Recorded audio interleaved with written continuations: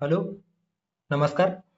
राज्यसेवा पूर्व परीक्षा 2024च्या अनुषंगाने आपण आपल्या या यूट्यूब चॅनलच्या माध्यमातून 30 दिवसाची रिव्हिजन सिरीज बघतो आहोत. यामध्ये आपण 5 आठवड्यांमध्ये 5 सब्जेक्ट या पद्धतीने प्रत्येक सब्जेक्ट अंतर्गत जे काही महत्त्वाचे टॉपिक्स आहेत जे आपण राज्यसेवा पूर्व परीक्षा प्रश्नपत्रिका विश्लेषण करताना फाइंड आउट केलेले होते, त्या टॉपिकवर प्रश्नप्रेम करून ते क्विज फॉर्ममध्ये आपल्या टेलिग्राम चॅनलच्या क्विज मध्ये ते विचारलेलं होतं आणि ते प्रश्नांचं किंवा त्या प्रश्नांचं सविस्तर विश्लेषण आपण या युट्यूब चॅनलच्या माध्यमातून या ठिकाणी करतो आहोत. ओके, सो सध्या आपण थर्ड वीक किंवा तिसऱ्या आठवड्यातील भूगोल या विषयाअंतर्गत जे महत्त्वाचे टॉपिक्स आहेत त्या ठिकाणी अभ्यासतो आहोत. यामध्ये डे 16 या दिवशी जगाचा भूगोल या टॉपिक अंतर्गत अक्षांश, रेखांश, स्थान विस्तार, पर्वत, पठार, नद्या, मैदाने आणि जे काही इत्यादी घटक आहेत ते टॉपिक या ठिकाणी आपण प्रश्नांच्या माध्यमातून रिवाइज करणार. ओके, सो सुरू करूया. आता पहिला जो प्रश्न या ठिकाणी विचारण्यात आलेला आहे तो एकंदरीतच पृथ्वीच्या जे काही अक्षवृत्त आणि रेखावृत्त विस्तार आहे, ओके, त्या संदर्भाने आंतरराष्ट्रीय वाररेषा त्या संदर्भाने या ठिकाणी प्रश्न विचारण्यात आलेला आहे. खालील योग्य विधाने ओळखा. अ, जगातील काल्पनिक प्रत्येक रेखावृत्त दरम्यान 4 मिनिटाचा फरक आहे. त्यानंतर ब आहे, आंतरराष्ट्रीय वाररेषा ही संकल्पना 1884 मध्ये आली, जी जगाला काल्पनिक दृष्ट्या 2 भागात विभागते. त्यानंतर क आहे, विषुववृत्तीय काल्पनिक रेषा जगातील 13 दिशांवरून जाते. सो या संदर्भाने या ठिकाणी योग्य विधान कुठलं आहे ते आपल्याला फाइंड आउट करायचं. ओके, तत्पूर्वी आपल्याला जे काही अक्षवृत्त आणि रेखावृत्त विस्तार काय आहे ते आपल्याला माहिती असणे गरजेचं आहे. ओके, सो जे काही अक्षवृत्तीय रेखावृत्त विस्तार आहे, सो पृथ्वीच्या संदर्भाने जे आडव्या काल्पनिक लाईन आहे एकंदरीतच पृथ्वीच्या अध्ययनासाठी म्हणून जे विविध संशोधकांनी किंवा शास्त्रज्ञांनी जे आडव्या लाईन काढून ठेवलेल्या आहेत तर त्यालाच आपण अक्षवृत्तीय विस्तार, ओके, सो अक्षवृत्तीय विस्तार म्हणत असतो. सो या आडव्या लाईनला आपण किंवा आडव्या रेषांना अक्षवृत्तीय विस्तार किंवा अक्षवृत्तीय रेषा म्हणत असतो. ओके, आणि जे काही उभ्या रेषा आहेत, ओके, सो उभ्या रेषांना आपण रेखावृत्त किंवा रेखावृत्त रेषा म्हणत असतो. ओके, अशा पद्धतीने अक्षवृत्त प्लस रेखावृत्त या दोन जे काही काल्पनिक लाईन आहेत ते आपल्याला माहिती असणे गरजेचं आहे. आता पहिल्या ज्या विधानामध्ये दिलेलं होतं की प्रत्येक रेखावृत्त दरम्यान 4 मिनिटाचा फरक असतो, म्हणजे एक रेखावृत्त ओलांडण्यासाठी या दरम्यानचा जो काही अंतर किंवा किती मिनिटं लागतं तो त्याला या ठिकाणी जे दिलेलं आहे की 4 मिनिटाचा फरक असतो ते बरोबर आहे का ते या ठिकाणी आपण पडताळून पाहणार आहोत. सोबतच परिभ्रमण आणि परिवलन याचे काही कन्सेप्ट आहे ते आपल्याला माहिती असणे अपेक्षित आहे. आता परिभ्रमण म्हणजे काय, तर जेव्हा सूर्य आणि सूर्याभोवती जेव्हा पृथ्वी, ओके, सो सूर्य आहे आणि पृथ्वी जेव्हा एक परिभ्रमण करण्यासाठी किंवा सूर्याभोवती एक फेरी पूर्ण करण्यासाठी, ओके, तो सूर्याच्या 360 डिग्रीवर पृथ्वीला फिरण्यासाठी जो काही अंतर किंवा कालावधी जो लागतो आहे, ओके, तो कालावधी लागणारा जो काही कालावधी आहे त्याला आपण परिभ्रमण, ओके, सो परिभ्रमण या नावाने संबोधत असतो. मात्र पृथ्वी जेव्हा स्वतःभोवती एक फेरी पूर्ण करते म्हणजे पृथ्वीच्या स्वतःच्या ऍक्सिस मध्ये 360 डिग्री मध्ये पूर्ण करण्यासाठी जो काही कालावधी लागतो तर त्याला परिवलन, ओके, सो परिवलन म्हटलं गेलेलं आहे. ओके, सो परिवलन. आता 360 डिग्री फिरण्यासाठी आपल्याला माहितीच आहे की 360 डिग्री पृथ्वीला स्वतःभोवती फिरण्यासाठी किती तास लागतात, तर 24 तास लागतात. ओके, सो 24 तास लागतात. तर एका तासाला किती डिग्री फिरत असते, ओके, सो एका तासामध्ये किती डिग्री फिरत असते जर असं काढलं आपण कॅल्क्युलेशन केलेलं असेल तर आपल्याला लक्षात येईल की 15 डिग्री. ओके, सो एका तासाला 15 डिग्री जी काही पृथ्वी आहे ती फिरत असते. आता एका तासाला 15 डिग्री अर्थात काय, तर 15 डिग्री फिरण्यासाठी 60 मिनिटाचा कालावधी लागतो. तर 1 डिग्री फिरण्यासाठी अर्थात 1 डिग्री फिरण्यासाठी जो काही किंवा एक रेखावृत्त ओलांडण्यासाठी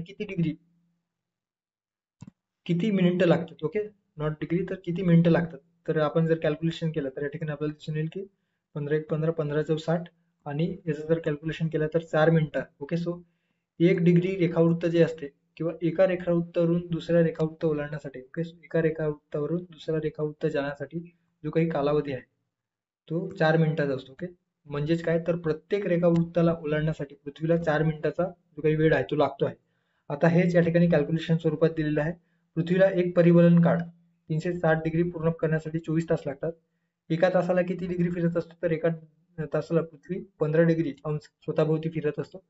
आता 1 अंश फिरण्यासाठी किती वेळ लागतो. तर 15 डिग्री एका तासाला, तर 60 मिनिटांमध्ये 60 डिवायडेड बाय 15 केला तर 1 अंश फिरण्यासाठी लागणारा कालावधी आहे 4 मिनिटं. ओके, सो 4 मिनिटं लागतात. म्हणजेच काय, तर प्रत्येक रेखावृत्त दरम्यानचा जो काही अंतर आहे तो 4 मिनिटाचा आहे, अशा या ठिकाणी आपण म्हणू शकतो. ओके, सो प्रत्येक 1 अंश अंतरावरील जे काही रेखावृत्त आहे ते स्थानिक वेळेत 4 मिनिटाचा फरक असतो, या ठिकाणी आपल्याला दिसून येतो. अशा पद्धतीने 360 रेखांशाची 24 टाइम झोनमध्ये विभागणी करण्यात आली आहे. आता या ठिकाणी आंतरराष्ट्रीय प्रमाण वेळ, ज्याला आपण इंटरनॅशनल प्राईम मेरिडियन म्हणत असतो, सो ते जे काही एकंदरीतच वेळेचा योग्य पद्धतीने सर्व देशांसाठी समान अशा पद्धतीने स्थानिक प्रमाण वेळ असायला पाहिजे. म्हणून ग्रीनविच, ओके, जे काही अशा पद्धतीने ग्रीनविच हे ठिकाण आहे जे आहे, ओके, युके मध्ये, ओके, युनायटेड किंगडम मध्ये, सो त्या ठिकाणी ग्रीनविच लाईन वरून एक आंतरराष्ट्रीय प्रमाण वेळ निश्चित करण्यात आलेला आहे आणि त्यानुसार त्याला 0 डिग्री रेखावृत्त, त्याला 0 डिग्री रेखावृत्त म्हटलं गेलेलं आहे. आणि त्याच्या पुढे काही पूर्वेकडे जर आपण गेलं, ओके, सो 0 डिग्री रेखावृत्तापासून जी ग्रीनविच लाईन आहे तर पूर्वेकडे एकंदरीतच टाइम झोन मध्ये वाढ होत असतो. ओके, आणि जर पश्चिमेकडे गेलं तर टाइम झोन मध्ये कमी होत असतो. आणि त्या पद्धतीनुसार मग प्रत्येक देशाने आपली स्थानिक टाइम झोन स्वीकारलेली आहे. ओके, आता या ठिकाणी जे दिलेलं आहे की हे आंतरराष्ट्रीय prime meridian, okay, United kingdom, France, Spain आणि आफ्रिकेतील अल्जेरिया, माली, बुर्किना फासो, टोगो आणि घाना या देशांमधून जातो. ओके, सो हे देखील लक्षात ठेवू शकता, जी काही प्राईम मेरिडियम आहे, जी ग्रीनविच पासून जी ज्याला 0 डिग्री रेखावृत्त म्हटलं गेलेलं आहे, ती लाईन कुठल्या देशातून जातो तर युरोपमधील युनायटेड किंगडम अर्थात ब्रिटन, फ्रान्स, स्पेन मधून आणि आफ्रिकेतील अल्जेरिया, माली, बुर्किना फासो, टोगो आणि घाना या देशांमधून जातो आहे. ओके, सो हे लक्षात ठेवा. त्यानंतर आहे आंतरराष्ट्रीय वाररेषा. ओके, ज्या पद्धतीने ग्रीनविच आपण 0 डिग्री मानलेला आहे, सो त्याच्या एक्झॅक्ट विरुद्ध दिशेला म्हणजे 180 डिग्री रेखावृत्तावर, ओके, सो 180 डिग्री रेखावृत्तावर ज्या ठिकाणी रात्र आणि दिवस कळण्यासाठी म्हणून हे एक आंतरराष्ट्रीय वाररेषा तयार करण्यात आलेला आहे. आता या आंतरराष्ट्रीय वाररेषेच्या संदर्भाने वेगवेगळे प्रश्न जे होते, तर त्या संदर्भाने 1884 मध्ये वॉशिंग्टन येथे अमेरिकन प्रोफेसर डेव्हिडसन यांनी सर्वप्रथम या संदर्भाने अध्ययन केले, त्या संदर्भात रिसर्च केले आणि एकत्र येऊन, ओके, वेगवेगळ्या राष्ट्रांचे जे काही प्रतिनिधी होते, तर एक विशिष्ट आंतरराष्ट्रीय वाररेषा निश्चित करण्यात यावी, जेणेकरून प्रत्येक जो काही दिवस आणि रात्र यातील प्रत्येक देशातील जो काही फरक आहे तो एक प्रमाण निश्चित करता यावी. आणि म्हणून यासाठी जी काही आंतरराष्ट्रीय वाररेषा आहे ती निश्चित करण्यात आलेली आहे. ओके, सो कधी निश्चित करण्यात आली तर 1884 मध्ये. ओके, सो हे लक्षात ठेवा, ही जी काही रेषा आहे आंतरराष्ट्रीय वाररेषा ते ग्रीनिचच्या अगदी विरुद्ध म्हणजे 180 रेखावृत्त दरम्यान या दरम्यान काढली जाते. ओके, आता या आंतरराष्ट्रीय वाररेषेच्या संदर्भाने एक गोष्ट लक्षात ठेवा, ही बेरिंगची सामुद्रधुनी, ओके, ज्याला बेरिंगची स्ट्रेट, यामधून ती आंतरराष्ट्रीय वाररेषा काढली गेलेली आहे. ओके, सो या दोन दरम्यान अर्थात या ठिकाणी जे काही दिलेलं आहे आशिया, ओके, सो एकीकडे आपल्याला आशिया खंड दिसतो आहे आणि दुसरीकडे उत्तर अमेरिका, नॉर्थ अमेरिका, आणि यांच्या दरम्यानचा जो काही स्ट्रेट आहे तो त्याला बेरिंग स्ट्रेट म्हटलं गेलेला आहे. आणि या बेरिंग स्ट्रेटच्या माध्यमातून किंवा या बेरिंग स्ट्रेटच्या दरम्यानच ही आंतरराष्ट्रीय वाररेषा किंवा international date line, okay, so international date line IDL, okay, so international date line काढल्या गेलेल्या आहे. आता या ठिकाणी जे विषुववृत्तीय रेषा आहे, ओके, विषुववृत्तीय रेषा म्हणजे काय, तर या ठिकाणी आपल्याला माहितच आहे की विषुववृत्तीय रेषा जे मधली लाईन आहे, ओके, सो पृथ्वीवर जे काल्पनिक रेषा आहे मधली लाईन, त्याला आपण विषुववृत्त म्हणत असतो. त्याच्या उत्तरेकडे 23.5 डिग्री अक्षवृत्तावर कर्कवृत्त आहे जे आपल्या भारतातून जाते आणि दक्षिण गोलार्धामध्ये 23.5 डिग्री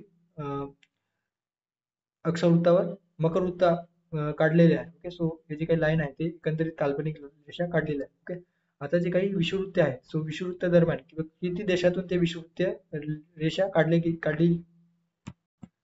काढलेली आहे किंवा त्या त्या देशांमधून जातो आहे. ओके, सो या ठिकाणी लक्षात ठेवा 13 देशांवरून ती जी काही विषुववृत्तीय रेषा आहे ती काढलेली आहे, ज्यामध्ये Brazil, Colombia, Democratic Republic of Congo, त्यानंतर आहे Ecuador, Gabon, Indonesia, Kenya, Kiribati, Congo प्रजासत्ताक, साओ टोमे व प्रिन्सिप, त्यानंतर आहे सोमालिया, ओके, युगांडा आणि कॉंगो प्रजासत्ताक. अशा पद्धतीने 13 देशातून जी काही विषुववृत्तीय रेषा आहे ती काढलेली आहे. ओके, आता आपल्याला प्रश्नात विचारलेलं होतं की जगातील काल्पनिक प्रत्येक रेखावृत्त दरम्यान 4 मिनिटाचा फरक असतो, हे बघितलेलं आहे. त्यामुळे अ जे स्टेटमेंट आहे योग्य आहे.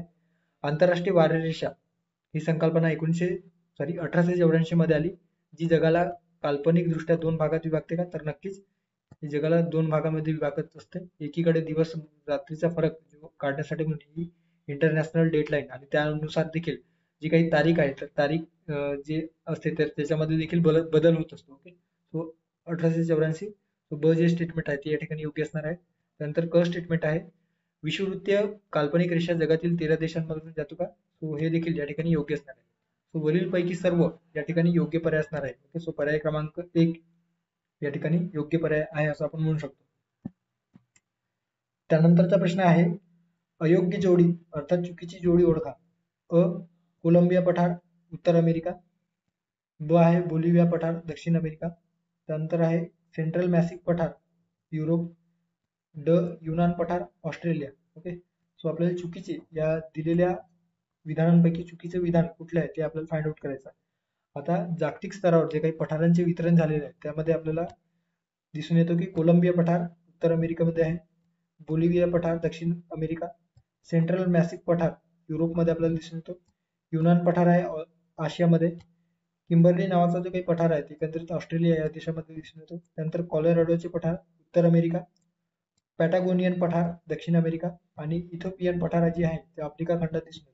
आता हेच आपण मॅपच्या सहाय्याने देखील या ठिकाणी बघू शकतो.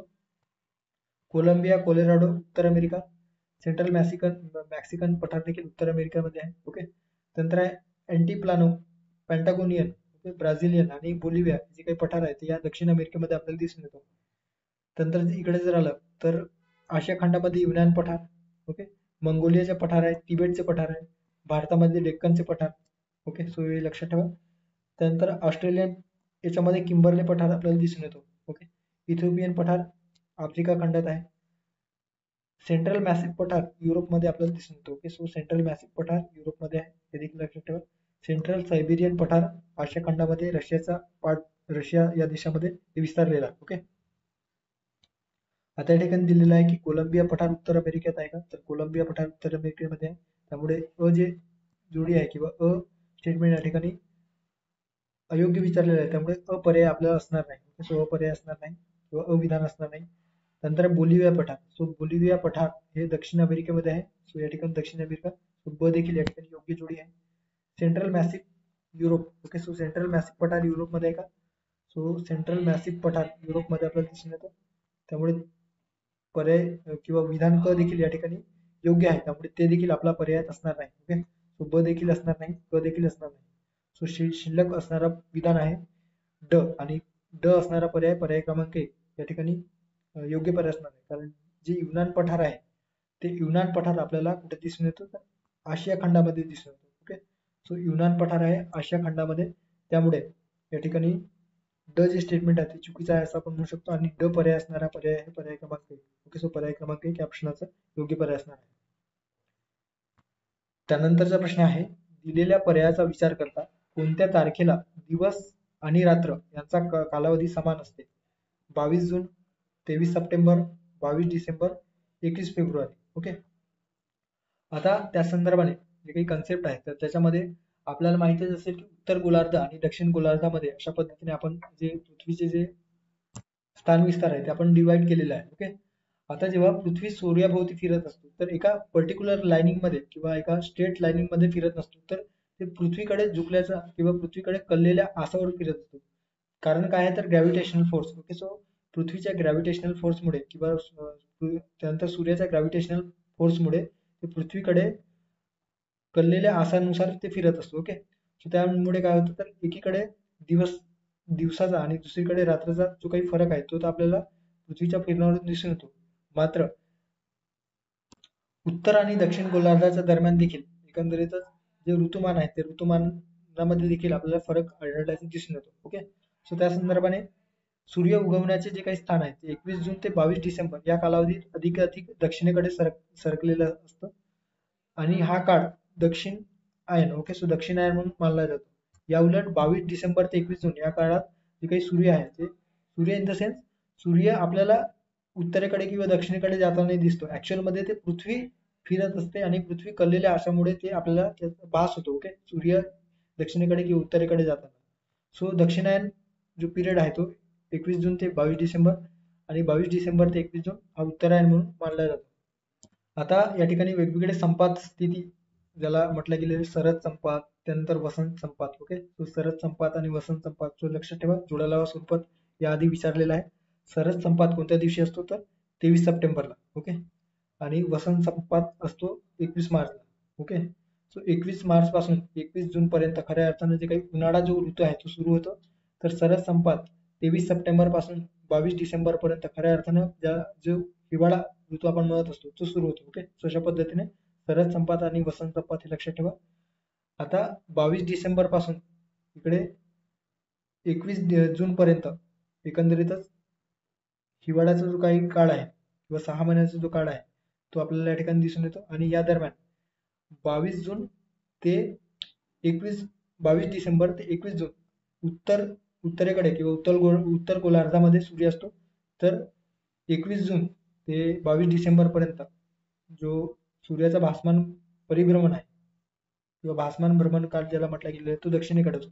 ओके, सो दक्षिणायन ज्याला म्हटलं गेलेलं आहे. ओके, आता या ठिकाणी दिलेलं आहे संपात स्थिती म्हणजे काय तर विषुववृत्तावर जेव्हा सूर्यकिरणे लंबरूप असण्याची जी स्थिती असते याला विषुववृत्त दिन देखील म्हटलं जातं आणि याला संपात स्थिती देखील म्हटलं जातं. सो ज्या दिवशी सूर्याची किरणे विषुववृत्तावर लंबरूप पडत असतो त्याचाच अर्थ काय तर त्या दिवशी सूर्याची किरणे हे लंबरूप पडत असतात आणि सूर्याचा जो काही किंवा पृथ्वीवर जो काही दिवस आणि रात्रमान जे असते ते सारख्या प्रमाणामध्ये असतो. ओके, हे लक्षात ठेवा. 23 सप्टेंबर आणि 21 मार्च पर्यंत 21 मार्च जी स्थिती असते तर यामध्ये दक्षिण गोलार्धात अंटार्क्टिक वृत्त ते दक्षिण ध्रुवापर्यंत ही स्थिती राहते. आता याच दिवशी विषुववृत्तावर अर्थात 23 सप्टेंबर आणि 21 मार्चला दिनमान आणि रात्रमान सारखेच असते. थोडक्यात दिवसाचे अंतर आणि रात्रीचे जे काही कालावधी आहे ते समान असतो. ओके, कधी 23 सप्टेंबर आणि 21 मार्च. ओके, सो हे 2 दिवस लक्षात ठेवा. आता तेच या ठिकाणी प्रश्नात विचारलेलं होतं. 23 सप्टेंबर म्हणजे काय तर शरद संपात असतो आणि 21 मार्च म्हणजे वसंत संपात. सो या दिवशी विषुववृत्तावर दिवस आणि रात्र सारखा असतो. बस इतकं जरी लक्षात ठेवलं तरी मोर दॅन सफिशियंट आहे. 22 जून, 23 सप्टेंबर, 22 डिसेंबर, 21 फेब्रुवारी. सो कोणत्या दिवशी दिवस आणि रात्र सारखा असतो? तो दिवस आणि रात्र सारखा असणारा कालावधी असतो 23 सप्टेंबर आणि 21 मार्च. मात्र या ठिकाणी 21 मार्च दिलेलं नसून केवळ 23 सप्टेंबर दिलेला आहे. त्यामुळे दिलेल्या पर्यायाचा विचार करता 23 सप्टेंबर या प्रश्नाचं योग्य पर्याय असणार आहे. ओके, सो पर्याय क्रमांक 2 या प्रश्नाचा योग्य पर्याय आहे असं आपण म्हणू शकतो. ओके, सो पुढे जाऊया. आता हे जी काही इतर इन्फॉर्मेशन आहे ते तुम्ही नंतर वाचून घ्या. त्यानंतर आहे ज्वालामुखी आणि त्या ज्वालामुखी कुठल्या प्रदेशामध्ये सापडतात त्यानुसार जोड्या लावा स्वरूपात प्रश्न आपल्याला विचारण्यात आलेला आहे. एकीकडे ज्वालामुखी दिलेला आहे आणि दुसरीकडे प्रदेश. Okay, so Mount Popa, Kilimanjaro, Krakatoa, Fujiyama. Okay, हे जे काही ज्वालामुखी आहेत ते कुठल्या देशामध्ये किंवा कुठल्या प्रदेशात आढळतात?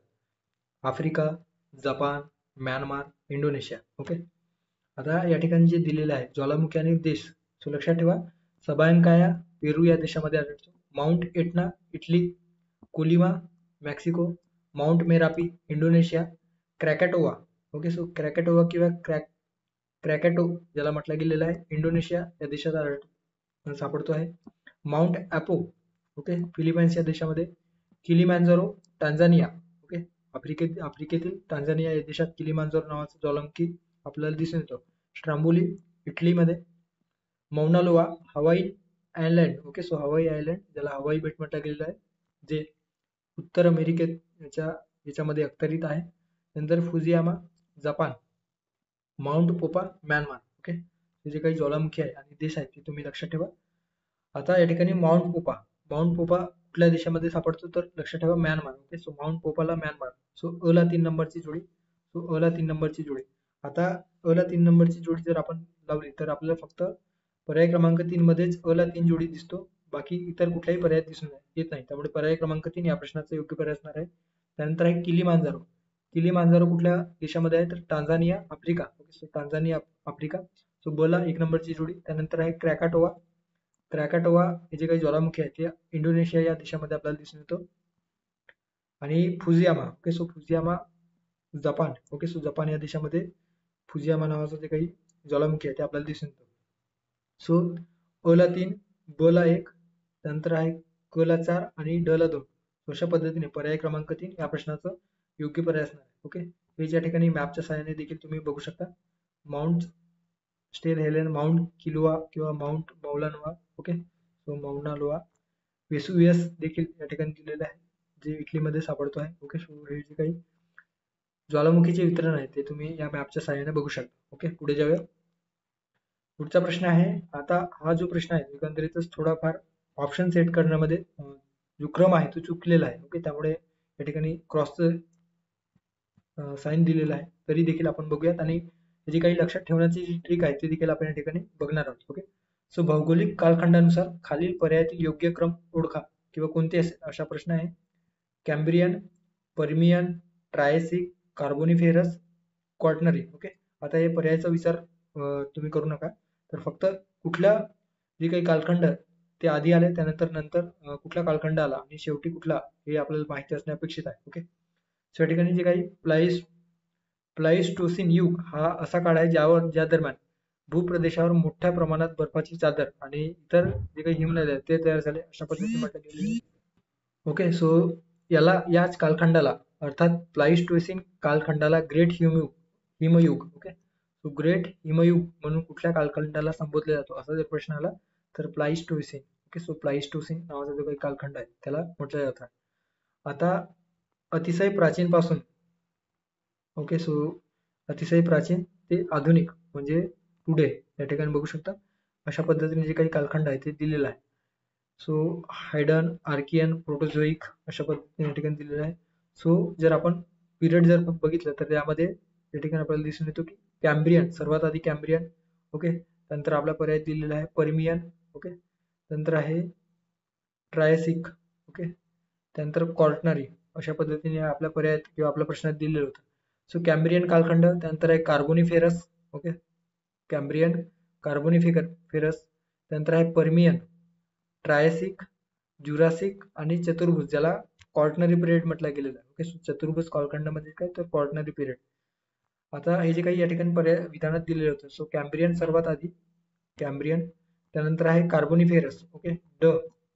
सो अ आणि ड असणारा पर्याय या ठिकाणी आपल्याला दिलेला नाही, त्यामुळे आपण जे काही प्रश्न आहे ते पर्याय कॅन्सल केलेला आहे. त्यानंतर आहे पर्मियन. ओके, सो तिसऱ्या स्थानी आहे पर्मियन, ब.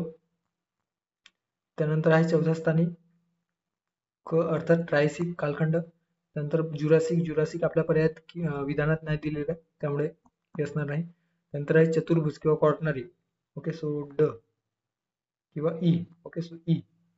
आता या ठिकाणी जे दिलेलं आहे त्याच्यामध्ये आपल्याला दिसून येतो की सर्वात आधी कॅम्ब्रियन.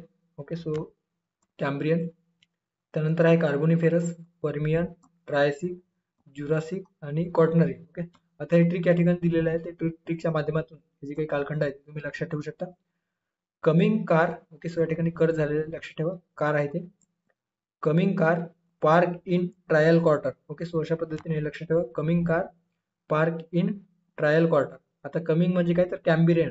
ओके, सो कमिंगचा कॅम्ब्रियन, त्यानंतर कार आहे, कारसाठी कार्बोनिफेरस, त्यानंतर पर्मियन, पार्क म्हणजे काय तर पर्मियन कालखंड, त्यानंतर आहे ट्रायलसाठी इन या ठिकाणी सायलेंट आहे, ट्रायलसाठी आहे ट्रायसिक, आणि क्वार्टर म्हणजे काय तर क्वाटर्नरी. ओके, सो चतुर्भुज कालखंड किंवा क्वाटर्नरी कालखंड. ओके, सो अशा पद्धतीने coming car park in trial quarter ही जी काही ट्रिक आहे ती तुम्ही लक्षात ठेवू शकता, तुम्हाला हेल्पफुल होणार आहे. ओके, सो या ठिकाणी जे दिलेलं आहे ते कालखंडानुसार लक्षात ठेवा. ओके, पुढे जाऊया. पुढचा प्रश्न आहे, खालील खंडांचा क्षेत्रफळानुसार उतरता क्रम लावा. ओके, जे काही वेगवेगळे कॉन्टिनेंट आहे तर त्या कॉन्टिनेंटने जगातील एकूण क्षेत्रफळापैकी किती क्षेत्रफळ व्यापलेलं आहे त्यानुसार उतरता क्रम लावा. म्हणजे सर्वाधिक क्षेत्रफळ व्यापणारा जे खंड आहे ते सुरुवातीला, त्यानंतर सर्वात शेवटी कमी क्षेत्रफळ व्यापणारा जे खंड आहे ते या ठिकाणी अरेंज आपल्याला करायचं आहे. ओके, सो या ठिकाणी फिलिप्स ॲटलस नुसार, ओके, जे काही फिलिप्स शास्त्रज्ञ होते तर त्यांनी ॲटलस तयार केलेलं होतं आणि त्यांच्या ॲटलस नुसार खंडांचे जे काही भूक्षेत्र आहे तर त्यामध्ये जगाच्या एकूण क्षेत्रफळापैकी कोणत्या खंडाने किती क्षेत्रफळ व्यापलेलं आहे त्यानुसार आपल्याला दिसून येते की आशिया खंडामध्ये सर्वाधिक म्हणजे आशिया खंडाने एकूण क्षेत्रफळाच्या 29.8% जे काही क्षेत्रफळ आहे ते व्यापलेलं आहे. त्यानंतर आहे आफ्रिका खंड दुसऱ्या स्थानी, पहिल्या स्थानी आहे आशिया, ओके, एशिया. त्यानंतर दुसऱ्या स्थानी आहे आफ्रिका, ओके, सो आफ्रिका. त्यानंतर तिसऱ्या स्थानी आहे उत्तर अमेरिका, ओके, उत्तर अमेरिका म्हणजे काय, USA. त्यानंतर चौथ्या स्थानी आहे दक्षिण अमेरिका, दक्षिण अमेरिका, साऊथ अमेरिका. पाचव्या स्थानी आहे अंटार्क्टिका, ओके, सो पाचव्या स्थानी जे काही आहे ते अंटार्क्टिका खंड आहे, अंटार्क्टिका. सहाव्या स्थानी आहे युरोप, युरोप. आणि सातव्या स्थानी आहे ऑस्ट्रेलिया, ओके, सो ऑस्ट्रेलिया सातव्या स्थानी. सो लक्षात ठेवा, पहिल्या स्थानी आशिया, दुसऱ्या स्थानी आफ्रिका, तिसऱ्या स्थानी उत्तर अमेरिका किंवा USA, चौथ्या स्थानी दक्षिण अमेरिका, पाचव्या स्थानी आहे अंटार्क्टिका, ओके, सो अंटार्क्टिका जे खंड आहे ते, आणि सहाव्या स्थानी आहे युरोप खंड, आणि सर्वात शेवटचा जो काही स्थानी आहे तो सर्वात शेवटी आहे तो ऑस्ट्रेलिया खंड, ओके. आता हेच या ठिकाणी पर्सेंटेजच्या माध्यमातून या ठिकाणी दिलेलं आहे, तुम्ही नंतर वाचून घ्या. सर्वात मोठा खंड कुठला आहे तर आशिया खंड आहे, आणि त्यामध्ये जवळपास 50 पेक्षा जास्त देश आपल्याला दिसून येतात, ओके. सो या ठिकाणी जर आपण योग्य क्रम लावला तर योग्य क्रम कुठला दिसून येतो, तर सर्वात आधी आशिया. सो आशिया या ठिकाणी विधानात दिलेलं नाही, त्यामुळे आशियाचा प्रश्न राहत नाही. सो दुसऱ्या स्थानी आहे आफ्रिका, आफ्रिका दिलेला आहे म्हणजे पहिल्या सुरुवातीला पाहिजे, कारण सर्वाधिक ते सर्वात कमी अशा पद्धतीने उतरता क्रम लावायचा आहे. त्यानंतर आहे उत्तर अमेरिका, उत्तर अमेरिका, सो ओके, उत्तर अमेरिका. त्यानंतर आहे दक्षिण अमेरिका म्हणजे त्यानंतर आहे युरोप, ओके, सो युरोप आहे म्हणजे आणि सर्वात शेवटी आहे ऑस्ट्रेलिया, ओके, सो ऑस्ट्रेलिया म्हणजे ई.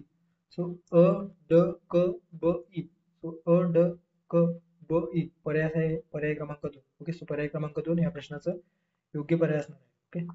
आता या ठिकाणी हे मॅपच्या सहाय्याने देखील दिलेलं आहे, ज्यामध्ये North Atlantic Ocean, South Atlantic Ocean, Pacific Ocean, नंतर Indian Ocean, North Pacific Ocean हे लक्षात ठेवा, ओके. पुढे जाऊया. जागतिक स्तरावर जे काही वाळवंट आहेत, वेगवेगळ्या देशांमध्ये आढळणारे वाळवंट, त्या संदर्भाने अयोग्य जोडी कोणती असा या ठिकाणी प्रश्न विचारलेला आहे. चुकीची जोडी कुठली आहे ती आपल्याला ओळखायचं आहे. गिब्सन वाळवंट ऑस्ट्रेलिया, अटाकामा वाळवंट दक्षिण अमेरिका, नंतर आहे सोनोटन किंवा याला सोनारन देखील म्हटलं जातं, सोनोटन वाळवंट आशिया, आणि कलाहारी वाळवंट आफ्रिका, ओके. सो कुठली जोडी या ठिकाणी चुकीची आहे, ओके. आता या ठिकाणी लक्षात ठेवा, जे काही अटाकामा वाळवंट आहेत, सो अटाकामा कुठल्या देशामध्ये आहे तर दक्षिण अमेरिकेमध्ये आहे, लक्षात ठेवा अटाकामा, त्यामुळे ब या ठिकाणी योग्य असणार आहे, आणि आपलं अयोग्य जे जोडी आहे ते ओळखायचं आहे. त्यानंतर आहे सोनारन, ओके. सो सोनारन कुठे आहे तर उत्तर अमेरिकेमध्ये आपल्याला दिसून येतो. सोनारन मॅपच्या सहाय्याने देखील आपण बघणार आहोत. तो सोनारन जे किंवा सोनाटन ज्याला म्हटलं गेलेलं आहे. आता या ठिकाणी क जे स्टेटमेंट आहे त्याच्यात आशिया दिलेलं आहे, ऍक्च्युअल मध्ये आशिया या देशात नसून किंवा या खंडामध्ये नसून ते उत्तर अमेरिका या खंडामध्ये सोनार किंवा सोनोटान जे वाळवंट आहे ते आपल्याला दिसून येतो, ओके. त्यानंतर आहे गिब्सन, गिब्सन वाळवंट कुठे आहे तर गिब्सन आहे ऑस्ट्रेलियामध्ये, ओके. सो ऑस्ट्रेलियामध्ये कुठला वाळवंट आहे तर गिब्सन, गिब्सन ऑस्ट्रेलिया. आता कलाहारी वाळवंट आपल्या सर्वांना माहित असेल कुठे आहे तर आफ्रिका खंडामध्ये आहे, ओके. सो आफ्रिका या खंडात कलाहारी नावाचे काही वाळवंट आहे आपल्याला दिसून येतो, ओके. दस्त-ए-लूट लक्षात ठेवा, दस्त-ए-लूट इराणमधील किरमान आणि सिस्तान तसेच बलुचिस्तान या भागात पसरलेलं आहे दस्त-ए-लूट नावाचं वाळवंट, ओके. आणि अल नफूद नावाचं जे काही वाळवंट आहे ते सौदी अरेबियामध्ये आहे, सो लक्षात ठेवा. आता मॅपच्या सहाय्याने तुम्ही बघू शकता, ग्रेट साल्ट लेक डेझर्ट, ग्रेट साल्ट डेझर्ट आणि ग्रेट बेसिन, तसेच सोनारन जे काही सोनारन मोहावे या नावाचं जे काही डेझर्ट आहे एकंदरीतच आपल्याला उत्तर अमेरिकेत दिसून येतो. त्यानंतर आहे अटाकामा डेझर्ट कुठे आहे तर दक्षिण अमेरिकेमध्ये, कलाहारी नावेब डेझर्ट आफ्रिका खंडात, तसेच सहारा जे काही डेझर्ट आहे, ओके, हे आपल्याला आफ्रिका खंडात दिसून येतं. अरेबियन डेझर्ट हे अरेबियन कंट्रीमध्ये, दस्त-ए-लूट, ओके. सो दस्त-ए-लूट नावाचे जे काही डेझर्ट आहे हे देखील इराण व बलुचिस्तानच्या दरम्यान आपल्याला दिसून येतो, ओके. सो इराण आणि बलुचिस्तान दरम्यान. त्यानंतर आहे थार डेझर्ट, आपल्याला सर्वांना माहिती असेल भारतामध्ये आहे. टकलामान लक्षात ठेवा, टकलामान, टकलामाकान, ओके. सो टकलामाकान नावाचं जे काही वाळवंट आहे ते चीनमध्ये आपल्याला दिसून येतो, ओके. त्यानंतर आहे गिब्सन, गिब्सन आहे ऑस्ट्रेलियामध्ये, ग्रेट सँडी डेझर्ट ऑस्ट्रेलियामध्ये, ग्रेट व्हिक्टोरियन डेझर्ट ऑस्ट्रेलियामध्ये, ओके. सो लक्षात ठेवा एक ग्रेट आहे उत्तर अमेरिकेमध्ये, Great Salt Desert, Great Basin Desert आणि ग्रेट विक्टोरियन डेझर्ट आणि ग्रेट सँडी डेझर्ट आहे ऑस्ट्रेलियामध्ये. ओके, गोबीचे वाळवंट रशिया. ओके, सो हे लक्षात ठेवा. अशा पद्धतीने या ठिकाणी आपल्याला वाळवंटासंदर्भात अयोग्य अर्थात चुकीची जोडी विचारलेली होती. गिब्सन वाळवंट ऑस्ट्रेलिया बरोबर आहे. अटाकामा डेझर्ट आहे दक्षिण अमेरिका, हे देखील बरोबर आहे. सोनारण जे काही वाळवंट आहे ते आशिया खंडात नसून नॉर्थ अमेरिकेमध्ये आहे. ओके, सो नॉर्थ अमेरिका किंवा उत्तर अमेरिकेत आहे. कलाहारी डेझर्ट आहे आफ्रिका खंडात. ओके, त्या ठिकाणी चुकीची जोडी आहे क, अयोग्य जोडी आहे क. सो क असणारा पर्याय आहे पर्याय क्रमांक 4. ओके, पर्याय क्रमांक 4 या प्रश्नाचं योग्य पर्याय असणार आहे. ओके, सो घाईघाईमध्ये आपण पर्याय क्रमांक 3 या ठिकाणी क दिलेलं असतं मोस्ट ऑफ द टाइम, म्हणून आपण ते करून मोकळे होतो, मात्र त्यावेळेस ते प्रश्न चुकण्याची शक्यता असते. त्यानंतरचा प्रश्न आहे पर्वतरांगा आणि त्या पर्वतरांगाच्या वेगवेगळ्या देशांमध्ये झालेलं जे काही वितरण आहे त्यानुसार या ठिकाणी योग्य जोडी ओळखा. ॲप्लेशियन पर्वत, अँडीज पर्वत, ग्रेट डिवायडिंग रेंज, अल्टाई पर्वत. ओके, आता दुसरीकडे ऑस्ट्रेलिया, उत्तर अमेरिका, आशिया, दक्षिण अमेरिका आणि युरोप असा जे काही देश किंवा खंड आहे ते दिलेला आहे. ओके, आता मेजर माउंटेन रेंजेस यामध्ये आपल्याला दिसून येतं रॉकी माउंटेन उत्तर अमेरिकेमध्ये, अप्लेशियन माउंटेन हे देखील उत्तर अमेरिकेमध्ये आहे. त्यानंतर आहे अँडीज पर्वत कुठे आहे तर दक्षिण अमेरिकेमध्ये. ओके, सो अँडीज पर्वत लक्षात ठेवा. नंतर उरल माउंटेन कुठे आहे तर उरल माउंटेन हा एकंदरीत आपल्याला युरोपच्या पट्ट्यामध्ये, युरोप आणि आशियाच्या दरम्यान आपल्याला दिसून येतो. किलिमंजारो एकंदरीतच जे माउंटेन आहे ते आफ्रिका खंडामध्ये. ग्रेट डिवायडिंग रेंज ब्रोकन जे काही हिल्स आहेत ते देखील आपल्याला ऑस्ट्रेलियामध्ये दिसून येतो. साऊथ सदर्न आल्प्स न्यूझीलंडमध्ये आपल्याला दिसून येतो. ओके, अल्टाई माउंटेन कुठे आहे तर आशिया खंडामध्ये जे काही तिबेटचा जो काही एरिया आहे. ओके, तिबेटच्या क्षेत्रामध्ये आपल्याला दिसून येतो. हिंदुकुश पर्वतरांग, त्यानंतर आहे भारतामध्ये हिमालयन आहे, वेस्टर्न घाट आहे, काराकोरम आहे. ओके, सो इत्यादी जी काही पर्वतरांग आहे त्या संदर्भात या ठिकाणी दिलेलं आहे. ब्लॅक फॉरेस्ट, ओके, युरोपमध्ये ब्लॅक फॉरेस्ट आहे. स्कॅन्डिनेव्हियन देखील युरोपमध्ये आहे. सोशल जे काही माउंटेन रेंजेस आहेत या ठिकाणी दिलेले आहे. आता ॲप्लिशियन पर्वत आपण बघितलेला आहे. ॲप्लिशियन पर्वत कुठे आहे तर उत्तर अमेरिकेमध्ये आहे. वर 2 नंबरची जोडी ॲप्लिशियन पर्वत. त्यानंतर आहे अँडीज पर्वत. अँडीज पर्वत कुठे आहे तर एकंदरीतच दक्षिण अमेरिकेत आपल्याला दिसून येतो. सो दक्षिण अमेरिका बोला 4 नंबरची जोडी. त्यानंतर आहे great dividing range. Great dividing range आहे ऑस्ट्रेलियामध्ये. सो क ला 1 नंबरची जोडी. आणि अल्टाई पर्वत आहे कुठं, अल्टाई पर्वत आहे ऑस्ट्रेलियामध्ये. सो अल्टाई पर्वत ड ला 3 नंबरची जोडी. सो ड ला 3 नंबरची जोडी, क ला 1 नंबरची जोडी, त्यानंतर आहे ब ला 4 नंबरची जोडी आणि अ ला 2 नंबरची जोडी असणारा पर्याय आहे पर्याय क्रमांक 1. पर्याय क्रमांक 1 या प्रश्नाचं योग्य पर्याय असणार आहे. त्यानंतरचा प्रश्न आहे पृथ्वी सूर्याभोवती भ्रमण करत असताना खालीलपैकी कोणत्या दिवशी ती सूर्याचा सर्वात जवळ असते. ओके, एकंदरीतच पृथ्वी जेव्हा स्वतःभोवती फिरत असताना किंवा पृथ्वी स्वतःभोवती फिरताना सूर्याभोवती देखील फिरत असतो. तर सूर्य आणि पृथ्वी यांच्या दरम्यानचा जो काही अंतर आहे तो कोणत्या दिवशी सर्वात जास्त असतो आणि कोणत्या दिवशी सर्वात कमी असतो असा प्रश्न या ठिकाणी विचारण्यात आलेला. ओके, सो पर्याय दिलेला आहे 3 डिसेंबर, 3 जानेवारी, 3 फेब्रुवारी आणि 3 मार्च. ओके, आता पृथ्वी सूर्याच्या जवळ आणि दूर होण्याच्या घटनेला अपसूर्य आणि उपसूर्य आणि अपसूर्य याचे काही घटना आहे ते म्हणत असतात. ओके, सो लक्षात ठेवा. उपसूर्य घटना आणि अपसूर्य घटना त्या काय आहेत तर पृथ्वीच्या सूर्यापासून दूर होण्याचा किंवा जवळ होण्याच्या जे काही घटना आहेत तर त्यालाच उपसूर्य आणि अपसूर्य म्हटलं गेलेलं आहे. ओके, पृथ्वीच्या जेव्हा जवळ असते तर त्याला उपसूर्याची घटना म्हणतात आणि पृथ्वी जेव्हा सूर्याच्या दूर असते तर त्याला अपसूर्याची घटना म्हणतात. ओके, त्या ठिकाणी पेरिहेलियन आणि अपिहेलियन अशा पद्धतीने म्हटलं गेलेलं आहे. सो लक्षात ठेवा उपसूर्य किंवा पेरिहेलियन जे काही शब्द आहे ते केव्हा वापरला जातो की जेव्हा पृथ्वी हा जो काही ग्रह आहे त्यावर किंवा सूर्याचा जो दरम्यानचा अंतर आहे सूर्य आणि पृथ्वी यांच्या दरम्यानचा अंतर तेव्हा जेव्हा हे सर्वात जवळ असते किंवा सर्वात कमी असते तर त्याला उपसूर्य किंवा पेरिहेलियन आपण म्हणत असतो. आणि हे साधारणतः 3 जानेवारीचा जवळपास 3 जानेवारीला मोस्ट ऑफ द टाइम आपल्याला दिसून येतो. सो पृथ्वी आणि सूर्याच्या दरम्यान अतिशय कमी झालेला असते. कारण का तर सूर्य जेव्हा पृथ्वी स्वतःभोवती फिरताना गुरुत्वाकर्षण अँगलनुसार किंवा गुरुत्वाकर्षणाच्या शक्तीमुळे जे काही त्याचे अँगल्स आहेत ते टिल्टेड असतो. सो झुकलेले असतात आणि त्यामुळे पृथ्वी आणि सूर्य यांच्या दरम्यानचा अंतर कमी असतो. कधी 3 जानेवारीला. ओके, आणि याचा अगदी विरुद्ध ज्याला अपेलियन किंवा अपसूर्य परिस्थिती म्हटलं गेलेलं आहे त्यामध्ये 4 जुलै. ओके, सो 4 जुलै पृथ्वी सूर्याच्या सर्वात दूर असते. ओके, सो पृथ्वी आणि सूर्य यांच्यातील जो काही अंतर आहे सर्वाधिक म्हणजे 101 दशलक्ष किलोमीटर असतं. आणि अपरिहेलियन मध्ये पेरिहेलियन मध्ये अर्थात उपसूर्य ही काही घटना आहे तर त्याच्यामध्ये 147 दशलक्ष इतका आपल्याला जो काही कालावधी आहे किंवा कालावधी म्हणण्यापेक्षा जो अंतर आहे तो आपल्याला दिसून येतो. ओके, सो हे लक्षात ठेवा. आता आपल्याला विचारलेलं होतं की पृथ्वी सूर्याभोवती भ्रमण करत असताना खालीलपैकी कोणत्या दिवशी सूर्याचा सर्वात जवळ असतो. तो सो या ठिकाणी जुलैचे दिलेलं नाही त्यामुळे, आणि कोणत्या दिवशी सर्वात जवळ असतो, सो कोणत्या दिवशी असतो तर 3 जानेवारीला पृथ्वी सूर्याचा सर्वात जवळ असतो. त्यामुळे पर्याय क्रमांक 2 3 जानेवारी या प्रश्नाचं योग्य पर्याय असणार आहे. पुढे जाऊया. पुढचा प्रश्न आहे जगातील जे काही गवताळ प्रदेश आहेत सो त्या गवताळ प्रदेशासंदर्भात या ठिकाणी प्रश्न विचारला गेलेला आहे. पंपाज नावाचा गवताळ प्रदेश, स्टेपीज, डाउन्स आणि वेल्स या नावाच्या जे काही गवताळ प्रदेश आहेत ते कुठल्या देशामध्ये आढळतात असा एकंदरीत प्रश्न आहे. रशिया, दक्षिण Africa, Australia, Argentina. Okay,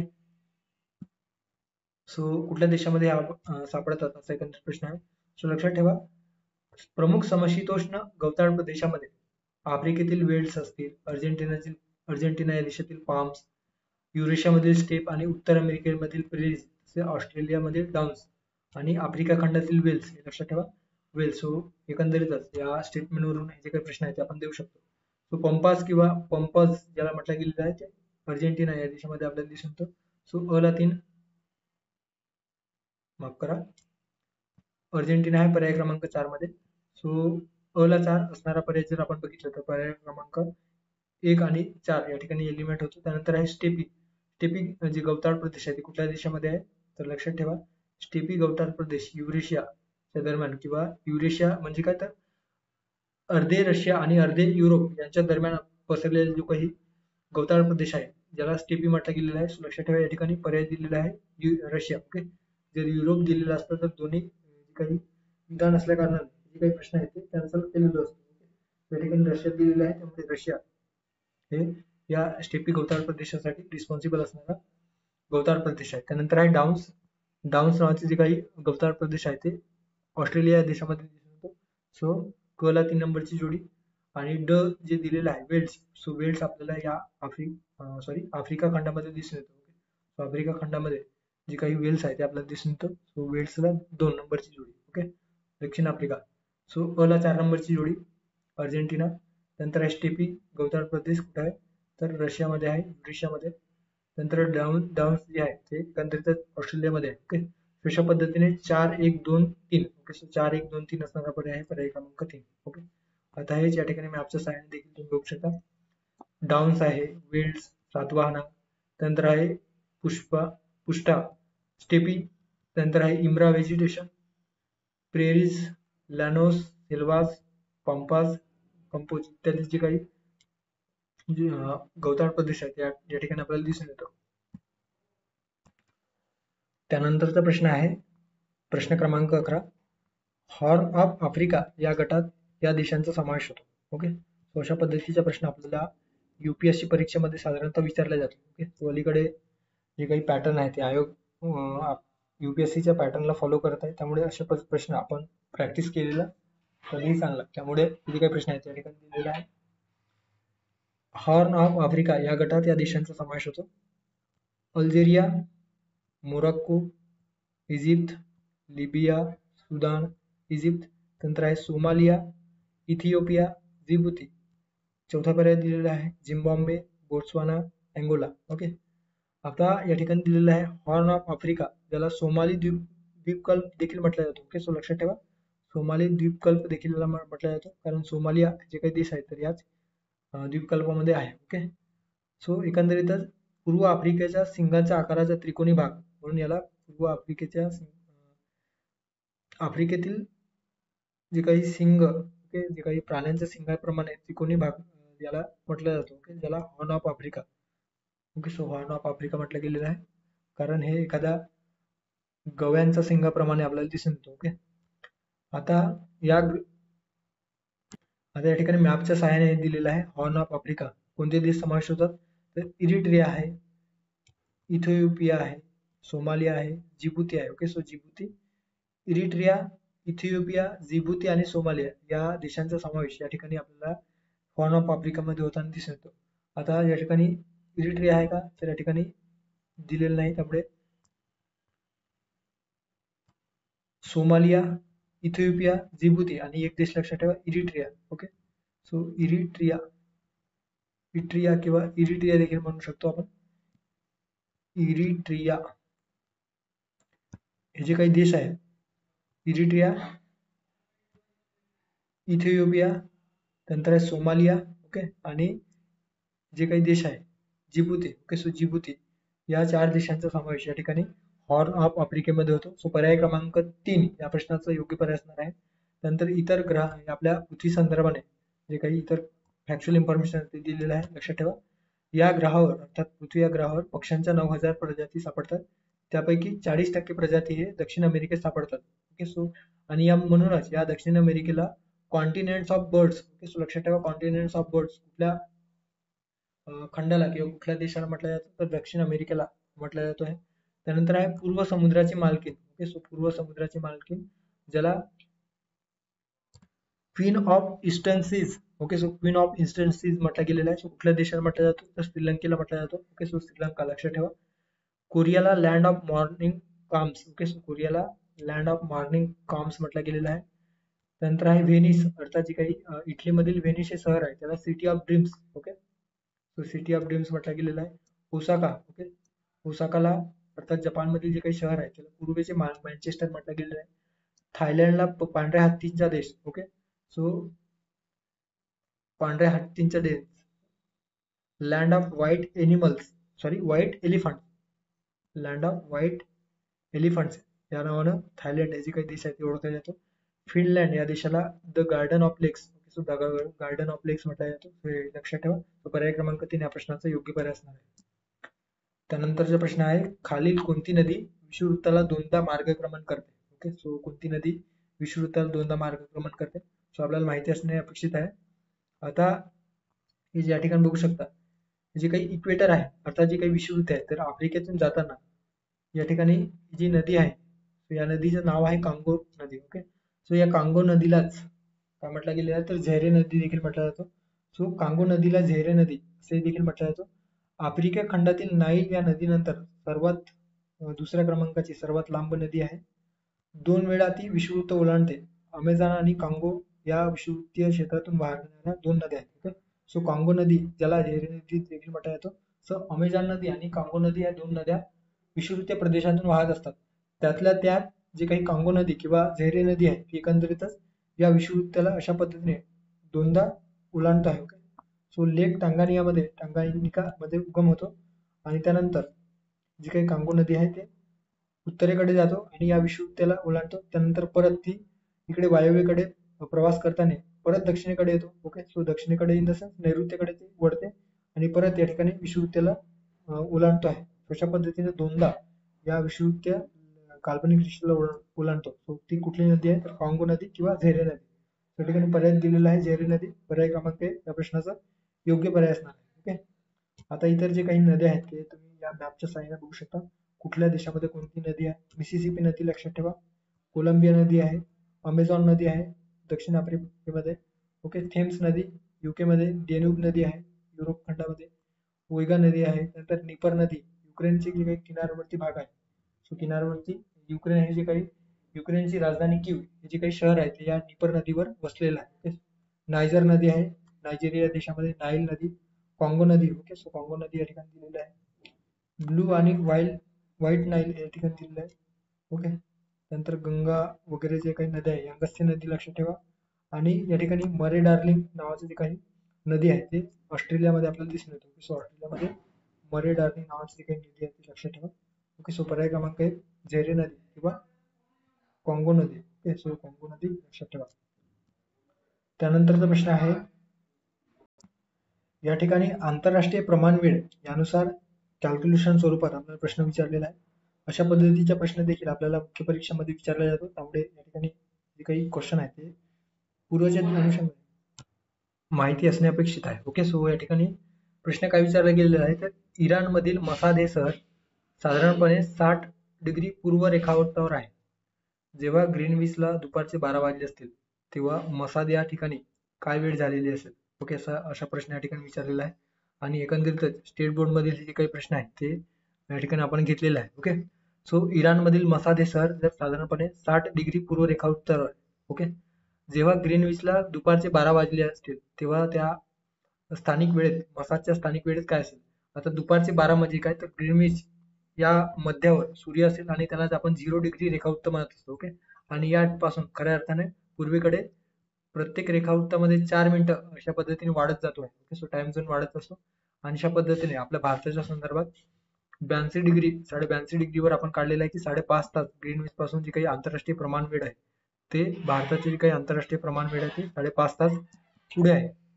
okay, so त्या संदर्भाने या ठिकाणी कॅल्क्युलेशन स्वरूपात दिलेलं आहे.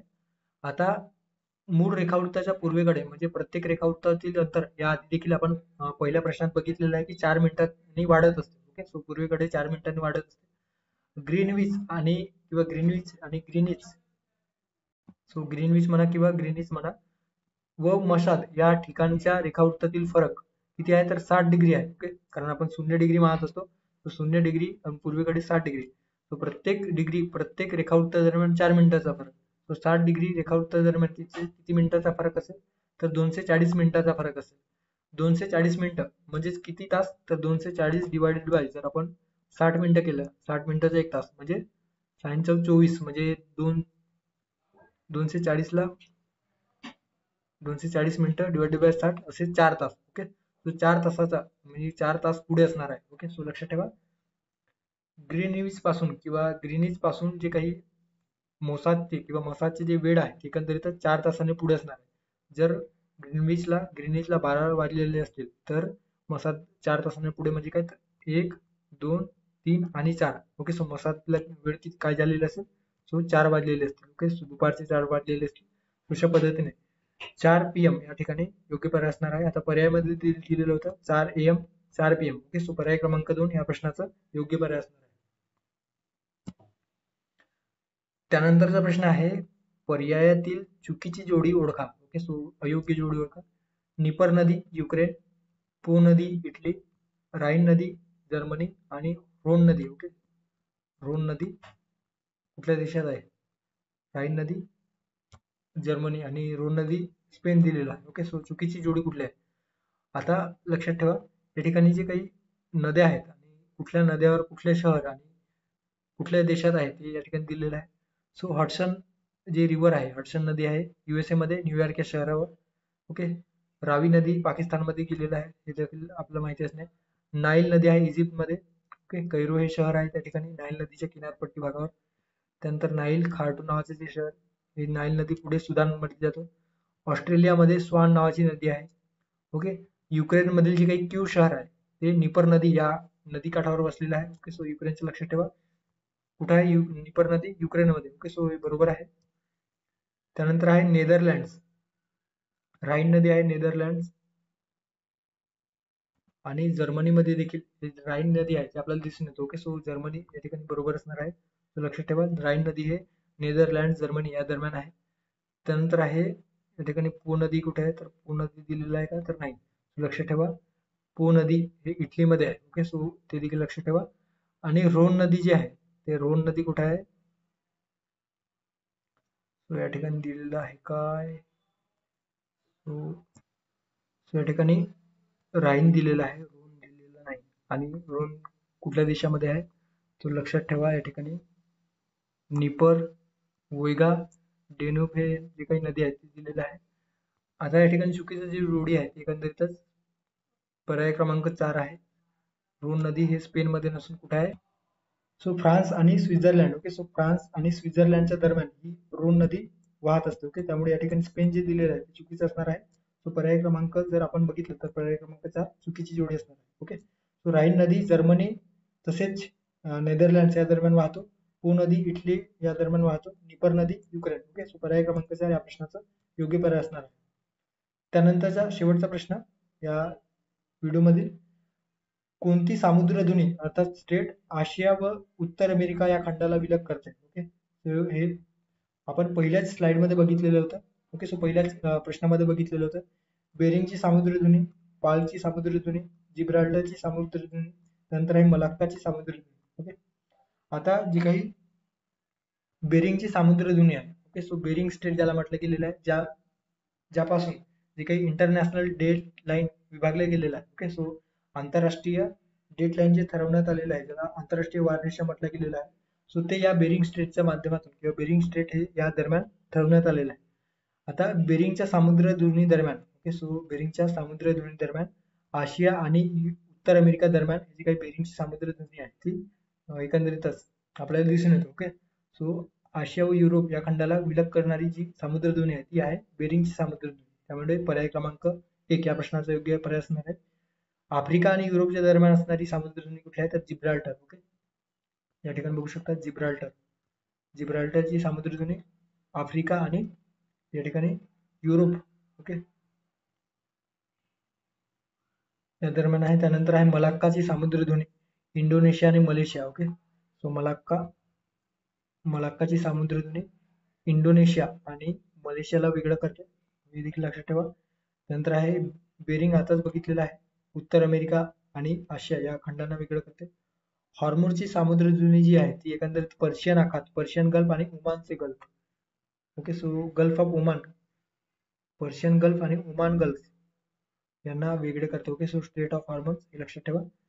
नंतर आहे डोव्हरची सामुद्रधुनी, डोव्हर स्ट्रेट, इंग्लिशची खाडी, ओके, आणि उत्तर जे काही समुद्र आहे त्यांच्यातील रेषा आहे डोव्हर. ओके, सो इंग्लिशची खाडी, त्याला इंग्लिश खाडी किंवा इंग्लिश कॅनल म्हटलं गेलेलं आहे. आणि दुसरं आहे उत्तर समुद्र जे आहे त्याला वेगळी करते.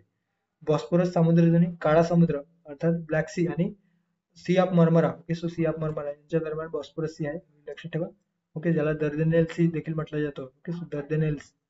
सो पर्याय क्रमांक 1 बेरिंगची सी या ठिकाणी योग्य पर्याय असणार आहे. ओके, सो अशा पद्धतीने आपण 15 प्रश्न जगाच्या भूगोला संदर्भाने जे काही स्थान विस्तार आहे त्यामध्ये पठारे बघितलं, पर्वत देखील आपण बघितलेलं आहे, त्यानंतर गवताळ प्रदेश देखील आपण बघितलेला आहे. ओके, सो तुम्ही एकदा किंवा दोनदा हे व्हिडिओ नक्की बघा, त्याचा बेनिफिट येणारा राज्यसेवा पूर्व परीक्षेमध्ये नक्की होणार आहे. ओके, सो थांबू या ठिकाणी, भेटूया पुढच्या व्हिडिओमध्ये. थँक्यू, धन्यवाद.